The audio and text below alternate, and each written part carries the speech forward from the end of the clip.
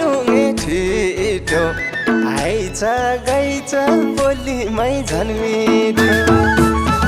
ए म त हजुर बाग्लुङे छिटो आइज गइज बोलीमै